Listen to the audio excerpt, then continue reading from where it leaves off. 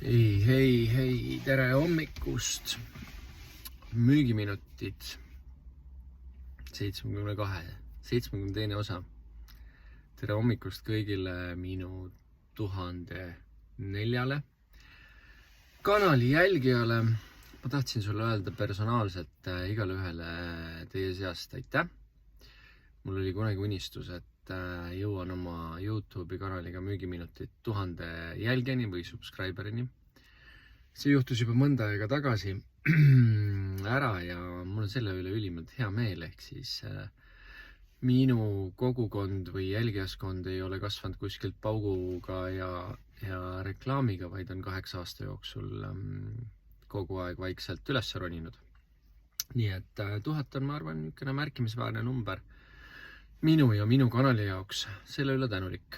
Nüüd suurepärane esmaspäeva hommik, endiselt pisut jahe, käisin just, tegin ühe jalutusringi metsas ja mõtlesin, et homme on sünnipäev ja saan homme 45. Need aeg on päris kiiresti lennanud ja mõtlesin korraks ka ajas tagasi, et elu on ikkagi viinud mind täiesti uskumatutesse kohtadesse. Ma olen selle 45 aasta jooksul kohtunud uskumatute inimestega, töötanud ettevõtetes, millel on olnud julmad väljakutsed. See kõik on teinud see minust selle inimese, kes ma olen ja andnud mulle need kogemused, mis mul on. Nii et mul on selle üle ka siiralt hea meel, et missioonid on olnud väga rasked.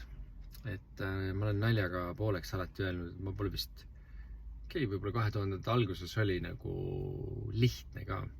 Selles mõttes, et ka müügi mõttes lihtne, et asjad sujusid ja organisatsioon oli heas kohas, et peale seda on ikka olnud mõnusad väljakutsed kõikides ettevõtetes, mis on siis pannud pea tööle ja aidanud mõelda, et kuidas siis saab, kui tundub alguses, et kuidagi ei saa või ettevõte on väga keerulises kohas.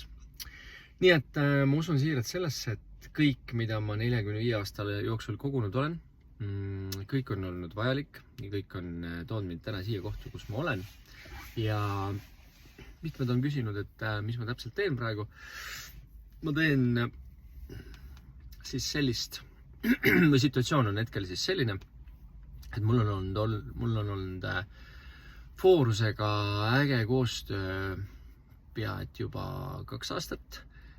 Ma hetkel tõmban need otsad kokku ja toimetan taaskord ja aitan ettevõtjaid siis läbi projektide. Ja samaaegselt olen sellise ägeda ettevõtte nagu Mountbirch, kes on siis 8-aastase kogemusega arendusüksus ja teinud väga suuri projekte ja teeb tänaseni väga suuri projekte. Juhin siis Mountbirchi müügitiimi ja samaaegselt minu tänane peamine fookus on aidata ettevõtjaid mõista müügi automatiseerimist, AI-d ja ütleme, et kõike seda hullust, mis siit praegu igast uksest ja aknast peale pressib. Mõistan täiesti ettevõtjaid, et see ajab pea segamini. Ka mul kui professionaalil ikka tihti ajab see pea segamini, kui ma vaatan, mis ümberringi toimub. Ja just mõtlen maailmas, kui palju tööriistasid tuleb juurde, kui palju komplekssust on müügis, et see on huvitav faas, mida me tänu sellele AI murrangule ja haibile, kust me läbi lähme. Nii et see on minu tänane fookus. Olen siis 2 suuna pealt toimetamas. Üks on siis ettevõtte arendusprojektid alates siis CRM-ist ja kliendi andmetest, nende rikastamisest AI-ga, kuni siis täiesti custom tarkvara lahendusteni välja.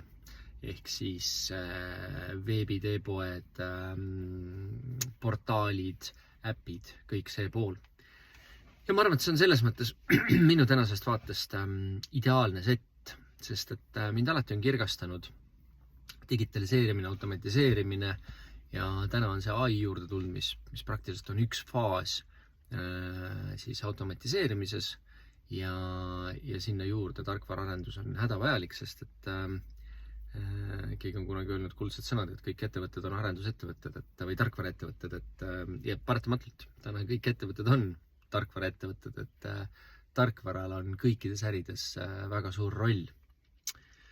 Ehk siis see on see, mida ma praegu teen. Mul on natukene tuleb sisse müügiinimeste värbamist, kuna seda küsitakse mult hästi palju, et anna mulle hea B2B müügiinimene. Olen oma baasi veidikene värskendanud, paljud on saatnud mulle oma kontaktid ja ka soovid, et kui mis valdkonna ettevõtja küsida, siis minu käest võiks, et millisel juhul teda soovitada.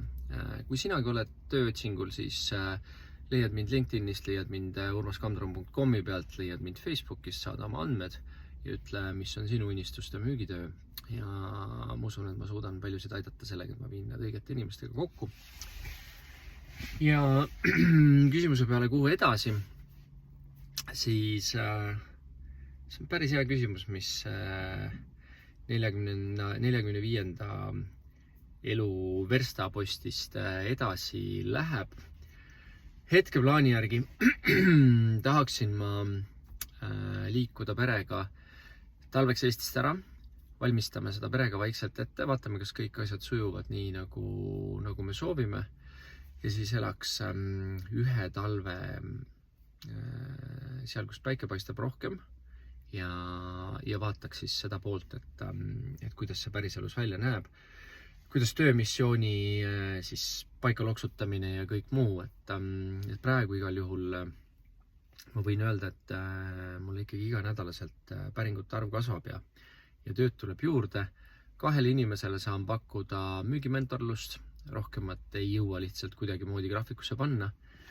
Ja kes mõtlevad, mis on mentorluse ja coachingu vahe, siis minu jaoks vähemasti need life coachid, kes teiega tegelevad, et jaa, võiks küsida teilt coachingu küsimusi, et mis sa arvad, kuidas või mida sa peaksid tegema selleks, et midagi saavutada. Aga ma ei ole nendel küsimustel nagu väga suurt kasu, mitte ühegi müügiinimese jaoks, et müügiinimese jaoks on vaja mentorit ja mentor ütleb asju elukogemusest. Mentor ei küsi nagu, kuule, mis sa arvad, kuidas sa saad millestki arvata, mida kui sa ei tea seda.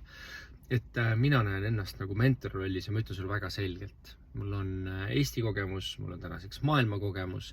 Ma ütlen sulle väga selgelt, kuidas mingeid asju tehakse, mis on best practice, mis on minu veenmismudel, kui see sulle sobib ja sa hakkad seda elus praktikasse panema, näed, et see toimib, siis liigu seda teekonda edasi, et ma arvan, et see on vähim, millega ma sind aidata saan, et mitte küsida rumalaid küsimusi, mis sa ise arvad, kuidas sa peaksid elus edasi liikuma. Ehk siis tagasivaade üle õla, tänulik teile 1004 inimesele, 72. episood läheb nüüd eetrisse. 100 episoodi tahaks kindlasti täis teha, proovin regulaarsuse peale saada ja ma kindlasti jagan oma märkamisi teekonnal, kui teie seas, 1000 seas on neid inimesi, keda huvitab ka digitaalne pool, siis võid mulle julgelt ükskõik millises kanalis kirjutada. Ehk siis, mis see digitaalne pool tähendab? Digitaalne pool tähendab seda, et siis keskel istub CRM, mis hoiab siis kliendi andmeid, et CRM-iga liidetakse ümbert siis igasuguseid tööriisti. Küll tehnikute, ütleme, et siis haldustööriist, küll tootmistööriist, küll majandustarkvara, ehk siis seal tavaliselt on lepingute haldus, ehk siis kuidas näeb homse päeva, ütleme, et siis müügiorganisatsiooni struktuur välja andmete mõttes, kuidas neid hoitakse, kuidas neid liigutatakse, kuidas neid täiendatakse, kus sekkub AI, mis väärtust AI loob.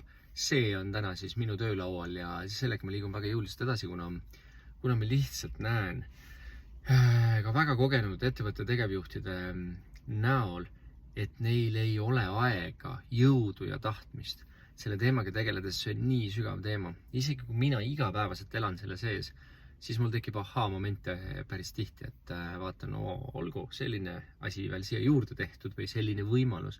Nii et ma täiesti mõistan, et kui sinu peamine fookus on arendada ja juhtida ettevõtet, siis selle kompleksse teemaga peab keegi professionaal kõrvalt aitama, sest et vastasel juhul upud ära sellesse, mis siin maailmas toimub. Nii et aitäh, jälgi mind edasi, ma loodan, et kogukond kasvab. teeme ära 100 osa müügiminuteid, sellepärast et siis on äge järgmine verstapost käes. Mina hoian sind kursis sellega, kuidas mina liigun ja hoia mind kursis sellega, mis on sinu väljakutsed. Aitäh sulle ja suurepärast nädalat!